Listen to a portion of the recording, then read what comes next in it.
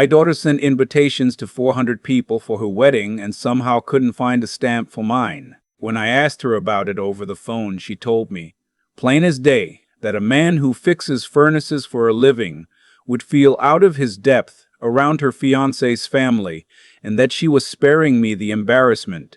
I said okay. I told her I understood. Then, on the day of her wedding, I drove out to the lake, walked up the steps of the lodge where she was getting married, and stood at the front of the room to welcome 400 strangers to a building I'd owned for 22 years. The whole thing came apart before the cake was even cut. But before I get into all that, let me back up, because the part that matters isn't the ending. It's how a girl I taught to ride a bike in a Kmart parking lot grew into a woman who could look at her own father and see nothing but a man in coveralls.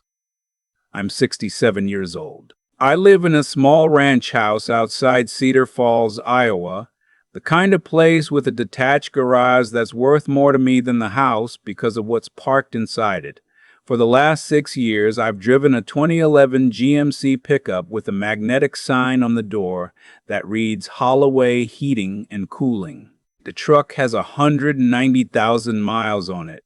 I change the oil myself. I wear flannel most days, work boots that I've resold twice, and a Carhartt jacket my late wife bought me the Christmas before she got sick. Most folks around here think I'm a semi-retired HVAC guy who picks up jobs to stay busy. That's exactly what I wanted them to think. The phone call came on a Sunday afternoon in March. I was out in the garage rewiring a thermostat for a neighbor's rental property. No charge, just being neighborly, when my cell buzzed against the workbench. My daughter's name lit up the screen. Haley. I wiped my hands on a rag before I answered, because that's the kind of thing you do when your kid calls and you got grease on your fingers, even though she couldn't see me. Dad, guess what? Her voice had that bright, polished sound to it, the one she'd started using a couple years back, like she was reading off a teleprompter. Brandon proposed. We're getting married. I set the rag down. My little girl, engaged. I should have felt nothing but happiness, and part of me did, a real part. But there was something underneath her tone that made me cautious, the way you get cautious when a furnace is running, but the sound isn't quite right. That's wonderful, sweetheart, I said. I'm real happy for you. I knew you'd be excited. Listen, we want to take you to dinner, the three of us. There's this place downtown, Augustine's. It's new, really nice. Saturday at 7. Brandon's dying to spend some real time with you. I'd met Brandon twice. The first time he'd shaken my hand and immediately wiped his palm on his slacks, like I'd passed him something. The second time he spent the whole dinner talking about his father's commercial real estate portfolio and asking me whether I'd ever considered getting into something with more upside than furnace repair. He had a way of looking at me that I recognized. It was the look certain people give a waiter or a valet, friendly enough on the surface but already filed under help. I'll be there, I said. Augustine's turned out to be the kind of restaurant where the menu doesn't list prices on the woman's copy, and the wine starts at $60 a bottle.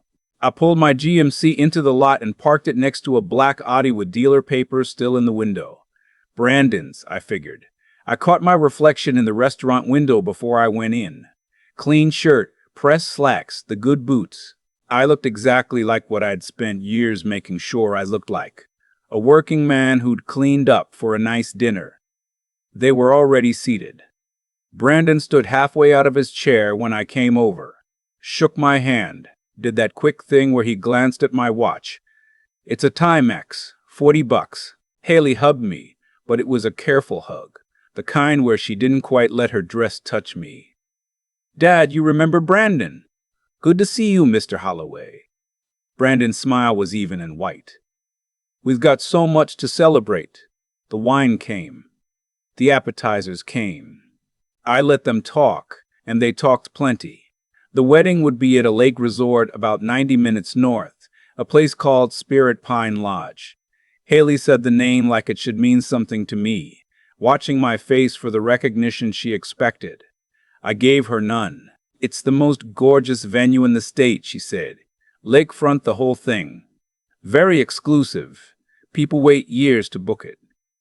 Sounds beautiful, I said. And it was. I knew the dining room there better than the back of my own hand. I'd chosen the timber for the great hall myself, 22 years ago, standing in the sawmill with my wife while she ran her hand along a beam and said, "This one, Tom, this is the one people will get married under." "The thing is," Brendan said, leaning in with the practiced concern of a man about to ask for money, "weddings like this, they add up. Venue, catering, the photographer alone is insane. We're looking at, conservatively, around 110,000. The number sat there on the table between the bread plates. Haley was studying her wine. Brandon was studying me. "That's a lot of money," I said. "My parents are covering a big piece of it," Brandon said. "And Haley was hoping, that you might want to contribute. For her mom. I know how much Linda would have wanted this for her." He said my wife's name like he was laying down a winning card. And it worked, because it always worked. Linda had talked about Haley's wedding from the time the girl was in pigtails. In the hospital near the end, when she could barely keep her eyes open, she squeezed my hand and made me promise I'd dance with our daughter at her wedding. I'd promised. Brandon knew that. Haley did, and she wasn't looking at me.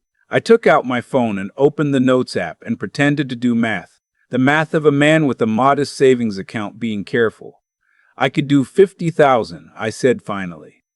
"It'd be most of what I've got set aside, but your mother would have wanted you to have your day." Haley's whole body relaxed. Brandon's hand found hers on the table.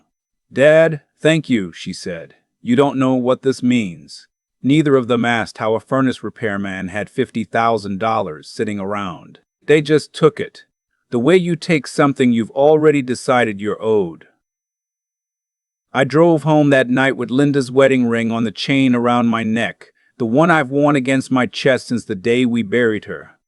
My daughter was ashamed of me. I'd suspected it for a while, but suspecting and knowing are different animals. Knowing settles into you cold. The 50,000 I sent 2 days later didn't put a dent in anything. The account Haley thought was my whole life held a little over 80 grand.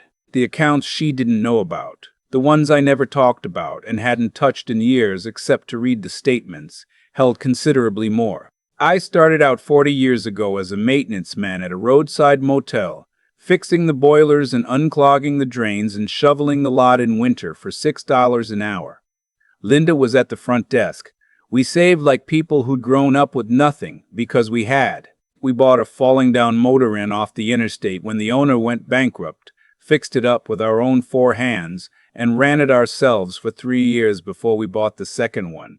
By the time Haley was in middle school, we owned 6 properties. By the time she finished college, we owned 14, including a lakefront lodge up north that her mother had fallen in love with and insisted we build out into a proper resort. Callaway Hospitality, we called the company, using Linda's maiden name because she liked the sound of it better than mine. The board ran the day-to-day. I made the big decisions through careful emails and quarterly calls, and the occasional flight I took under a name nobody up there would connect to the man in the GMC. After Linda died, I'd made a choice. I sold the big house. I bought the little ranch. I let everyone, including my own daughter, believe the money had mostly gone to Linda's medical bills, and that what was left was modest. I wanted to see, with her mother gone, who would love a plain old working man for himself. 5 years of being just a furnace guy. Haley had passed every test I never told her she was taking, right up until now. The wedding was set for the second Saturday in June.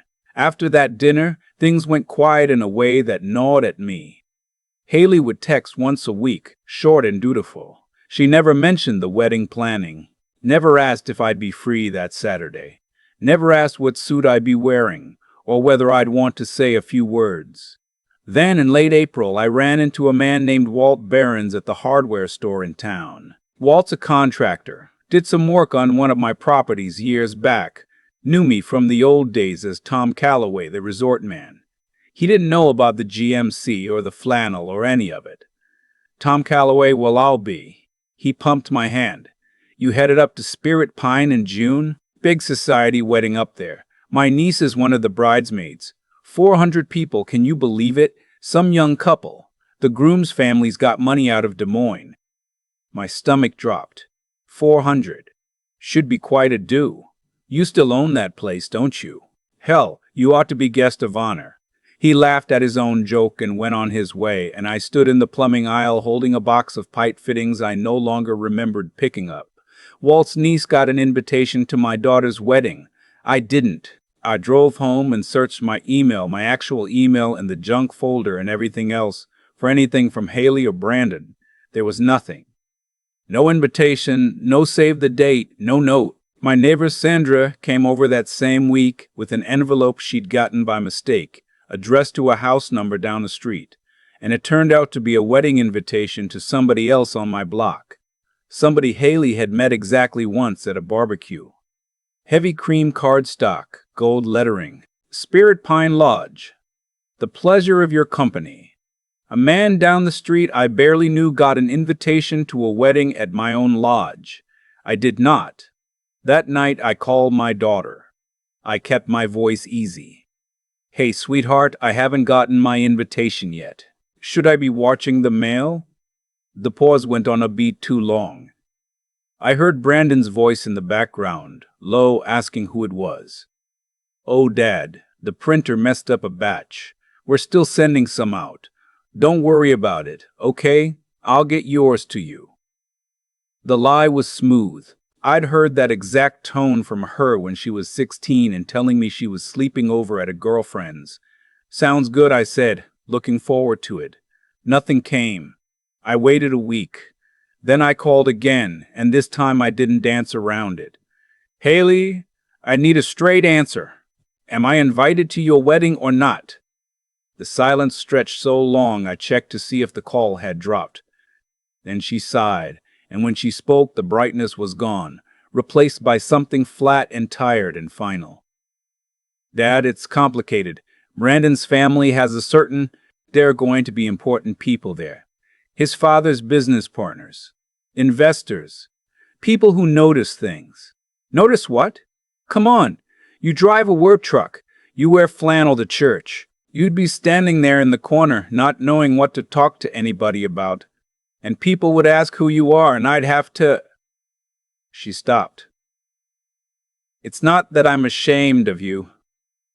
It's that you'd be miserable. You'd be a fish out of water. I'm doing you a kindness, honestly. There it was, a kindness. So I'm not invited to my own daughter's wedding, I said, because I'm not rich enough to stand in a room with your in-laws. Don't make it ugly. We'll come see you after. I'll show you all the pictures, I promise. I thought of Linda in that hospital bed, making me promise to dance with this girl. I thought of teaching Haley to drive in the lot of the very first motel we ever owned. Her hands at 10 and 2, so serious, so proud when she finally got it into reverse without stalling. I understand, I said quietly. Thank you for being honest with me. Dad, don't be like that. Good night, Haley. I hung up before she could say anything else, and I stood in my kitchen for a long time with the phone in my hand and Linda's ring cold against my chest. The hurt was real. I won't pretend it wasn't. It went down deep and it stayed there. But somewhere underneath the hurt, something harder started to take shape. And I'll be honest with you, a piece of me wondered right then whether what I was about to do made me any better than her. I've turned that question over 100 times since. I still don't have a clean answer. I only know I couldn't let it stand. The next morning I drove 3 hours to Des Moines to see a woman named Ruth Pemberton, who'd been my attorney for 26 years and knew where every dollar I had was buried. She also happened to be the only living person besides me who knew about my whole arrangement, the modest life I'd built on purpose. I told her everything. The dinner, the $50,000, the wedding at Spirit Pine, the fact that my own kid had decided I was too poor to watch her get married under a beam I'd picked out myself. Ruth took off her glasses and set them on the desk and looked at me for a long moment. She said that, at your lodge, at my lodge. What do you want to do, Tom? I told her I wanted to go to my daughter's wedding. that I'd arrive in the afternoon, walk in the front doors, and take my place. I wouldn't shout. I wouldn't throw anybody out. I'd just be there, and I'd tell 400 people who I was, and let the truth do whatever the truth was going to do. Ruth thought about it. Then she nodded and put her glasses back on. And she was all business after that. It's your building. They rented a ballroom from a company you control. Legally, you have every right to set foot in that lodge any day of the year. More than a right, frankly. She picked up her phone and started making calls, quiet and careful, to the general manager up at Spirit Pine, letting her know in confidence that the owner would be attending the Holloway and no, she caught herself, the Calloway wedding, and that I was to have full access to the property. You'll want a witness, she told me. Somebody who can say later exactly what happened, in case any of these people get it in their heads to make trouble. I'm clearing my calendar. I'll come myself. A few days later, I drove up to the lodge to walk it one more time. The ferry, the long road through the pines, the lake opening up gray and enormous through the trees. I hadn't set foot on the property in 5 years. I parked at the service entrance and went in through the kitchen, the way I had 40 years ago at a different place when I was nobody. The smell of the lake and the cedar hit me and brought Linda back so hard I had to stop with my hand on the wall and just breathe. The general manager, a sharp young woman named Diane Okafor, came up to meet me and looked like she might pass out when she realized the man in the work jacket was the name on the deed. I sat down in her office and told her the truth, the whole strange shape of it, that the groom was marrying into a family that didn't know who I was, that my daughter had cut me off the guest list because she thought I was a broke furnace man who'd shame her. Diane sat very still while I talked, and then she said, "Mr. Holloway." "Calloway, whichever you'd like. How can I help?" "Saturday, 2:30. I'll come in the front like any other guest. When the moment's right, I'll introduce myself. Don't tell the wedding planner. Don't tell anybody until it happens." "You have it," she said. I walked through my lodge before I left, ran my hand along the timber in the great hall, stood at the windows looking out at the lake Linda loved. In the lobby there was a framed photo of the two of us at the grand opening 20 years ago, both of us with scissors at the ribbon, the water blazing behind us. I stood in front of it a while. That evening, back home, my phone buzzed. A text from Haley. "Dad, please don't drive up to Spirit Pine on Saturday. I know you might want to see it, but it'd just be hard for you to watch from outside. Stay home and relax. We'll come show you everything after. Love you." She actually pictured me standing in the parking lot of my own resort, watching through the glass like a man with his nose pressed to a bakery window. The "love you" at the end made my jaw go tight. I didn't answer. I went to the closet and took out a garment bag I hadn't opened in 5 years.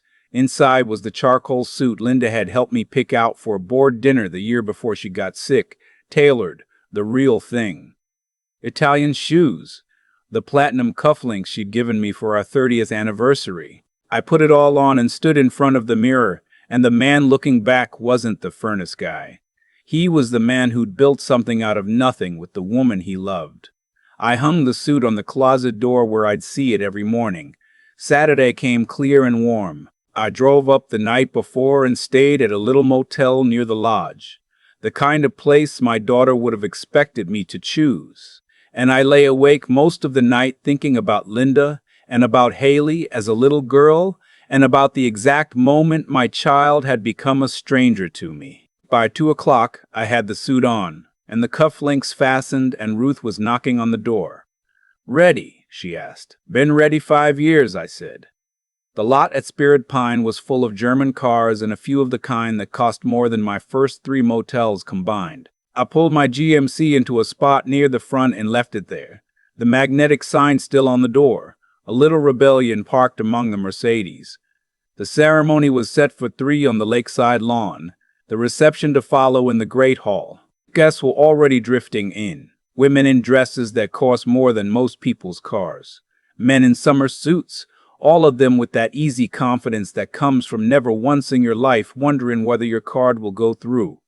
I didn't go to the lawn for the ceremony. I stood at the edge of the great hall, half behind a tower of white flowers, and I watched through the windows as my daughter married Brandon down by the water. I watched her father, Brandon's father. I watched Brandon's father stand where I should have been. I watched her come down the aisle on the arm of her Uncle Ray, my late wife's brother, who had apparently been deemed presentable enough. The minister spoke. Vows were said.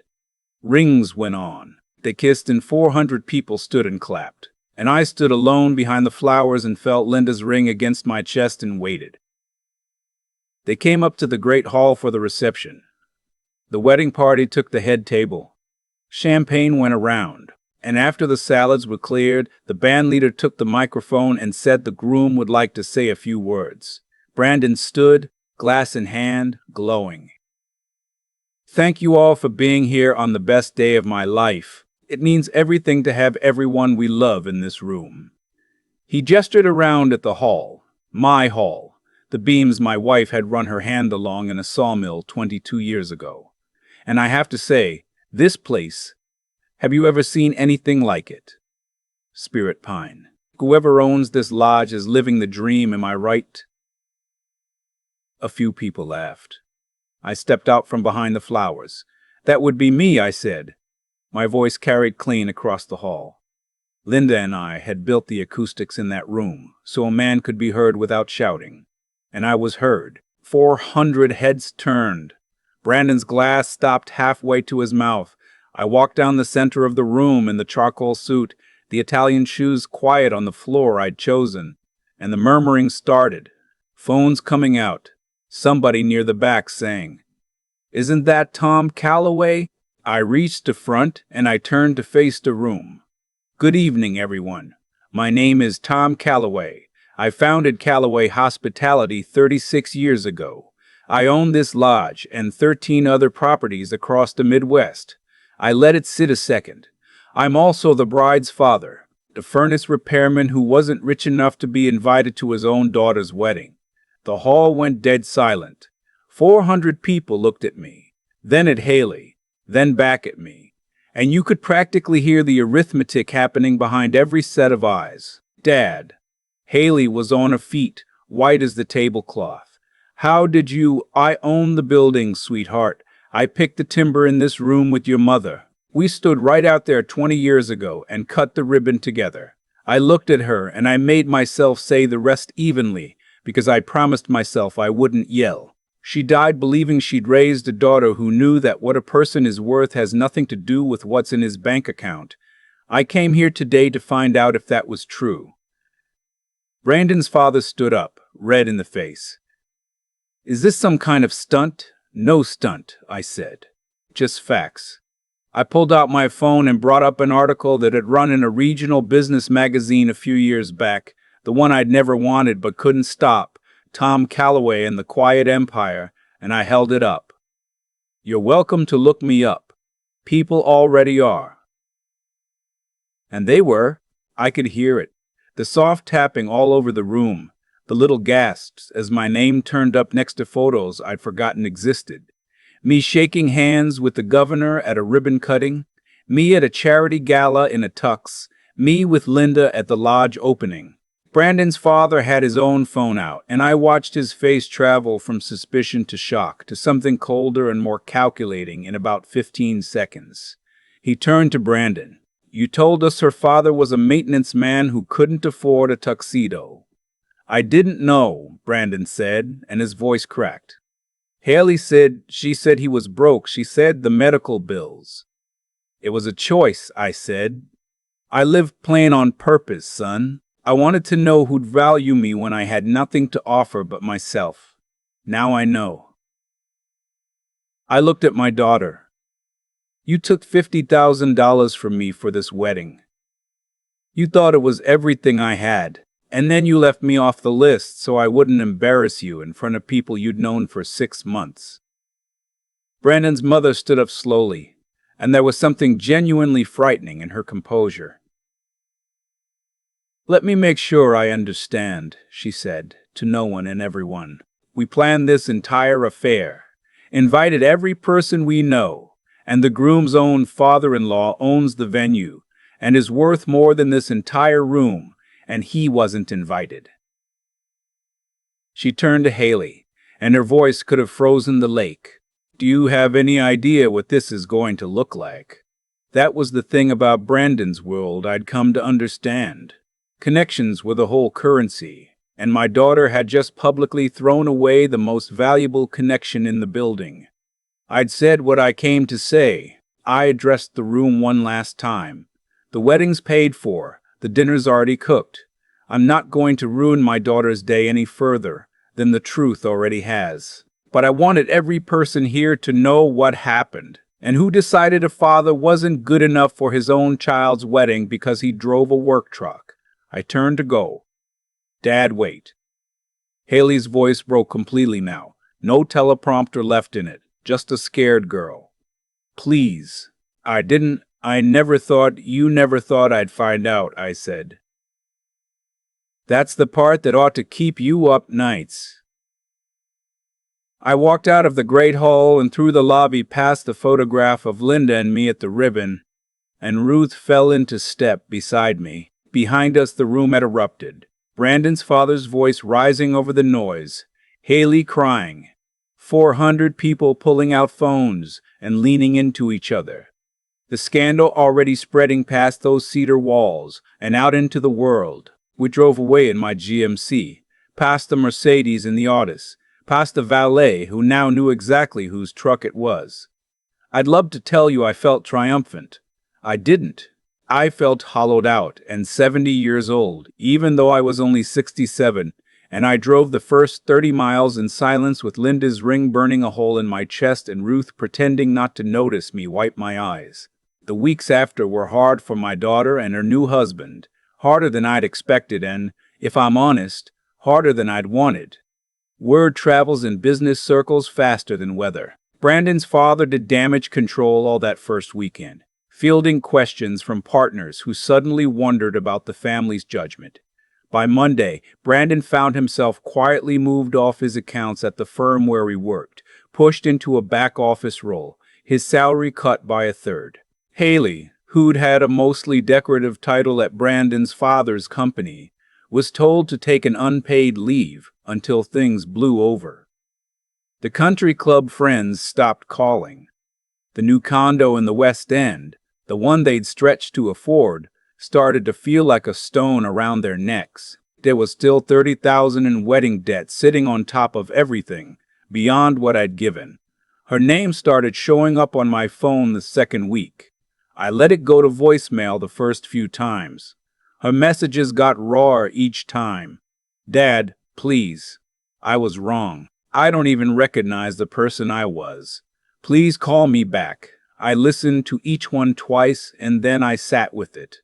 I thought about Linda, about what she'd want, about whether there was anything left in my daughter worth saving, or whether I'd raised a stranger after all. Linda had always believed people could come back from the worst things they did if somebody gave them a door to walk through, and the spine to make them walk through it themselves rather than carrying them. The third week, I picked up, "What do you want, Haley?" "Dad." She started crying immediately. "Can I come see you? Please, I need to say it to your face." "Bring your husband," I said. "He was in this too." They came on a Sunday. I watched them sit in the Audi in my driveway for a good 5 minutes before they got out, and the car that had looked like such a statement back in March just looked like a liability now, a payment they couldn't make. They walked up my cracked driveway past the GMC, and they looked smaller than I remembered. We sat in my living room, the same plain furniture and worn carpet my daughter had silently judged her whole adult life, and she looked at all of it differently now. Brandon spoke first, to his credit.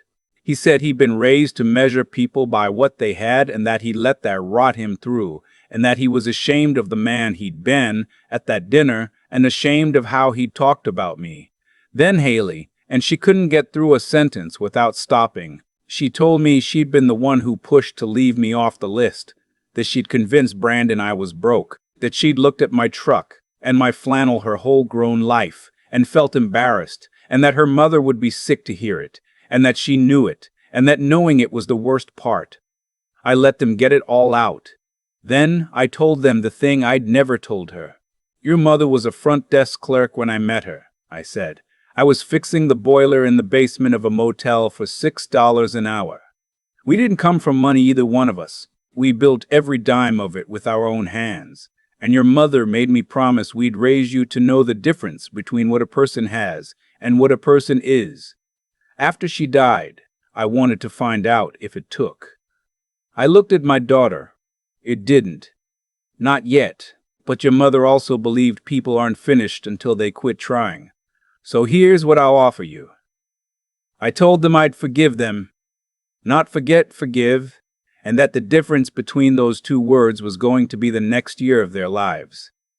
I wasn't going to rescue them. I wasn't going to make a phone call to fix Brandon's career or pay off their wedding debt. They were going to sell the condo and move somewhere they could actually afford. They were going to pay that $30,000 off themselves, dollar by dollar, and they were going to spend one Saturday a month, both of them, at the Linda Calloway Family Fund, the little foundation Linda had started to help folks who were one bad month away from losing everything. The kind of folks she and I had been once. You're going to learn what your mother and I actually built, I said. Not the buildings, the other thing.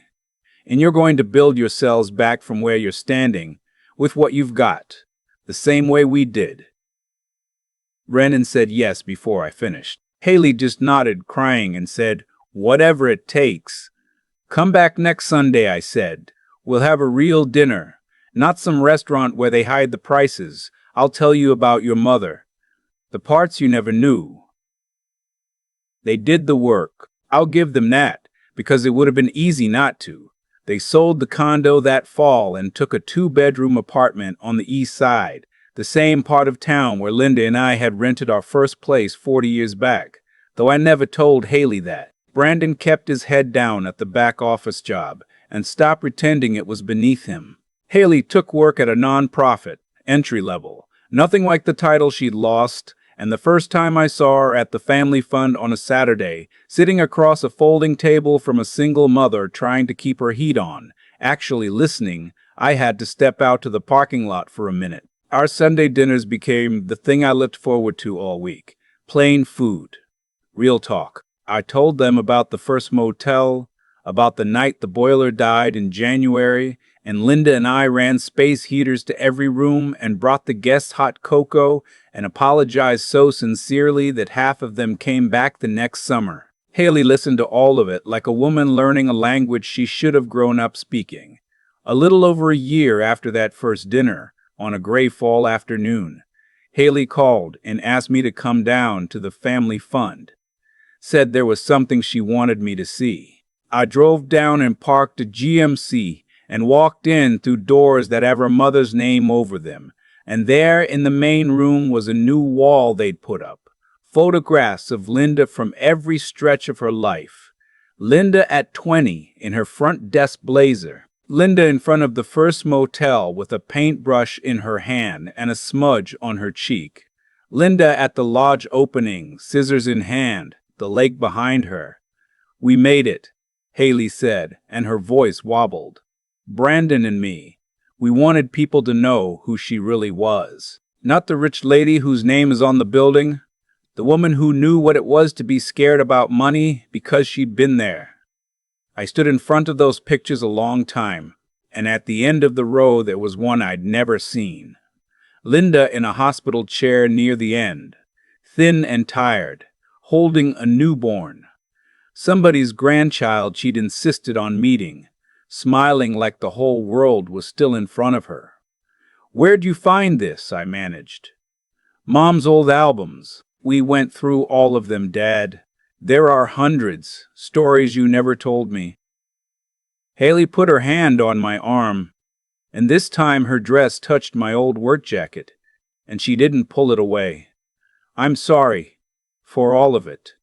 I know I can't undo the wedding, but I'm not the same person who stood in that room, and I've got you and Mom to thank for that. even though I'm the one who almost threw it all away.